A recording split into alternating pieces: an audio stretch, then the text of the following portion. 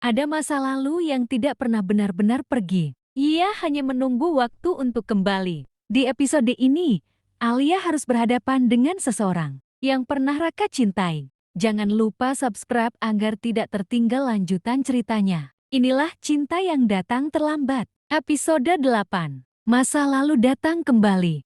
Tidak ada yang benar-benar siap menghadapi masa lalu. Ketika ia datang tanpa undangan, Alia menyadari itu pagi ini saat sebuah nama yang tidak pernah ia sebut, namun sering ia pikirkan, muncul di layar ponsel Raka. Nama itu tidak panjang, tidak juga asing, namun cukup untuk membuat napas Alia tertahan sepersekian detik. Almira. Raka sedang di kamar mandi ketika ponselnya bergetar di meja dapur. Alia tidak berniat melihat, ia hanya hendak memindahkan ponsel itu agar tidak jatuh. Namun layar menyala, dan nama itu muncul begitu saja. Terlalu terang untuk diabaikan. Alia memalingkan wajah. Ia tidak menyentuh ponsel itu, tidak membaca pesannya. Namun perasaan yang muncul tidak bisa ia cegah. Jeti ini pikirnya. Ujian yang sebenarnya. Raka keluar dari kamar mandi dengan handuk di bahu. Ia melihat Alia berdiri kaku di dekat meja. "Kamu kenapa?" tanyanya. Alia menoleh. Wajahnya tenang, tapi matanya menyimpan sesuatu yang bergetar. "Ponselmu berbunyi." Raka mengangguk, mengambil ponselnya. Sekilas pandangannya berubah. Tidak panik, tidak kaget, hanya berhenti. "Aku perlu bicara," katanya pelan. Alia mengangguk. "Aku juga." Mereka duduk berhadapan. Jarak aman yang selama ini mereka jaga kembali terasa penting. "Itu Almira," kata Raka jujur. "Orang yang pernah ada di hidupku," lanjutnya. Alia menarik napas dalam. "Aku tahu." Raka mengangkat alisnya sedikit. "Kamu melihat namanya?" jawab Alia. "Bukan pesannya." Raka mengangguk. "Terima kasih." Tidak ada kemarahan, tidak ada tuduhan. Namun keheningan di antara mereka menjadi lebih berat. "Almira kembali ke kota," lanjut Raka. "Ia menghubungiku. Katanya ingin bertemu, hanya bicara." Alia menunduk. Jari-jarinya saling menggenggam. "Dan kamu?" "Aku belum menjawab," kata Raka. "Aku ingin jujur dulu padamu." Kejujuran itu menusuk sekaligus menenangkan. "Apa yang kamu rasakan?" tanya Alia pelan. Raka terdiam beberapa detik sebelum menjawab. "Aku tidak tahu. Yang aku tahu, aku tidak ingin berbohong. Dan aku tidak ingin kamu tahu dari orang lain." Alia mengangguk. Dadanya terasa sesak, namun kepalanya jernih. "Aku menghargai itu," katanya. "Aku tidak akan melarangmu bertemu. Tapi aku juga tidak ingin dikejutkan." Raka menatapnya. "Aku tidak ingin ada rahasia," katanya meyakinkan. Alia mengangkat pandangannya. "Kalau begitu, bertemulah. Tapi jujur padaku setelahnya." Raka menghela napas panjang. Lega, sekaligus tegang. Baik, hari itu berjalan lambat bagi Alia. Di kantor, ia menyelesaikan pekerjaannya tanpa kesalahan. Namun pikirannya terus kembali pada satu kemungkinan. Masa lalu yang belum selesai. Ia tidak cemburu dalam arti biasa. Ia hanya takut.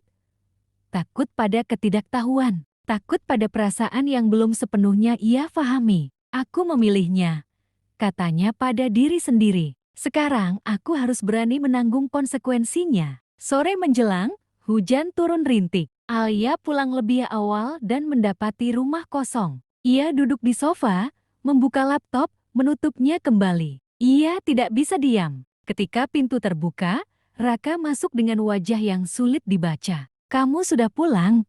katanya. "Iya," jawab Alia. "Kamu jadi bertemu." Raka meletakkan tasnya, duduk perlahan. "Iya," jawabnya. Alia menunggu. Tidak menyela, tidak mendesak. "Ia ingin bicara tentang masa lalu," lanjut Raka. "Tentang kenapa kami berakhir seperti itu.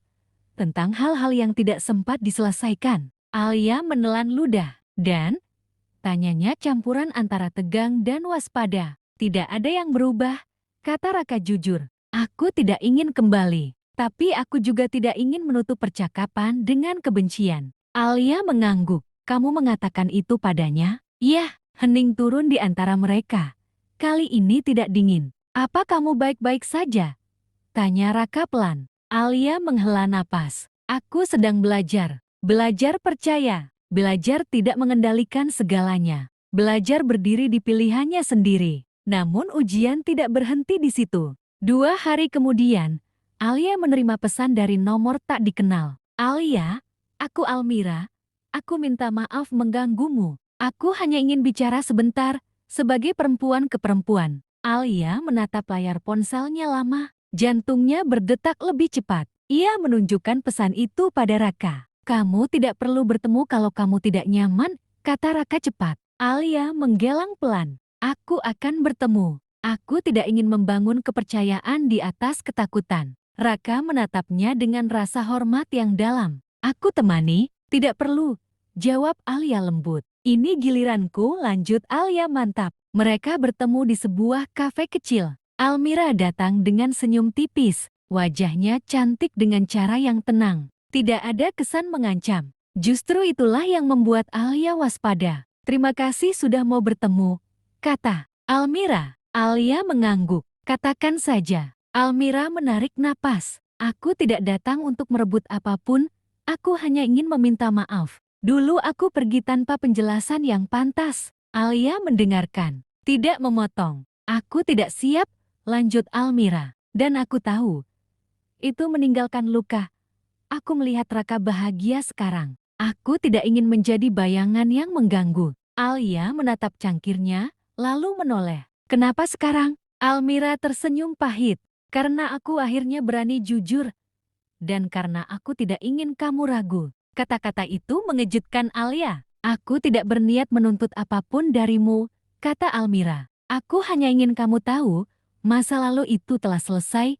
Setidaknya dari sisiku. Alia terdiam lama. Terima kasih, katanya akhirnya. Aku memilih Raka, dan aku ingin memilih dengan mata terbuka. Almira mengangguk. Aku harap kalian bahagia. Mereka berpisah tanpa drama, tanpa air mata. Namun Alia tahu, keberanian barunya diuji, dan ia tidak lari. Malam itu, Alia pulang dengan langkah lebih ringan. Raka menunggunya di ruang tamu. Bagaimana? Baik, jawab Alia. Kami bicara, selesai. Raka menghela napas lega. Terima kasih, sudah seberani itu. Alia tersenyum kecil. Aku juga terima kasih, sudah jujur. Mereka duduk berdampingan. Tidak ada euforia, hanya ketenangan yang jujur. Ada satu hal, kata Raka pelan. Aku ingin memilihmu bukan karena masa laluku selesai, tapi karena masa depanku, aku ingin bersamamu. Alia menatapnya. Matanya berkaca-kaca. Aku juga. Tidak ada pelukan. Tidak ada ciuman. Mereka tidak membutuhkannya. Keputusan itu cukup.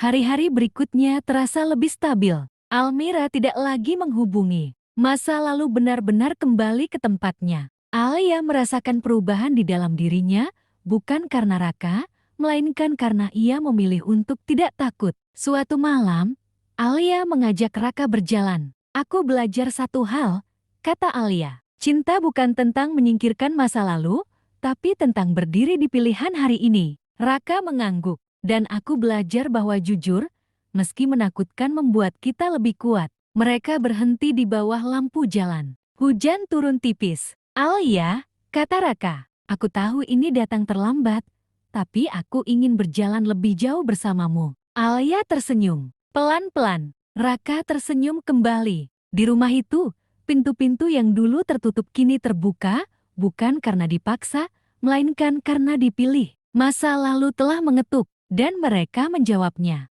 dengan keberanian untuk tetap tinggal.